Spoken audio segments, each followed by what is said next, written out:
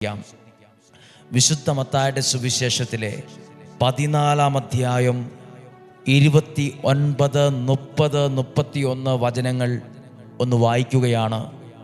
എനിക്കറിയാം ഈ വചനം പറയുന്ന എനിക്കും കേൾക്കുന്ന നിങ്ങൾക്കും വളരെ സുപരിചിതമാണെന്ന്. എങ്കിലും ഈ വചനത്തിലൂടെ ദൈവത്തിന് നമ്മളോടിന്ന് സംസാരിക്കാനുണ്ട്. നമ്മുടെ ജീവിതത്തിൽ ദൈവം ഇടപെടാൻ ആഗ്രഹിക്കുന്നുണ്ട്. സാധ്യമെങ്കിൽ നിങ്ങളുടെ കൈകളിൽ ആ വചനം എടുക്കുകയും ആ ഭാഗം തുറന്നു വയ്ക്കുകയും പ്രാർത്ഥിക്കുകയും ചെയ്യുക. 29-ാമത്തെ വാക്യം, പത്രോസ് വഞ്ചിയിൽ നിന്ന് ഇറങ്ങി വെള്ളത്തിൻ്റെ മുകളിലൂടെ യേശുവിൻ്റെ അടുത്തേക്ക് നടന്നു ചെന്നു.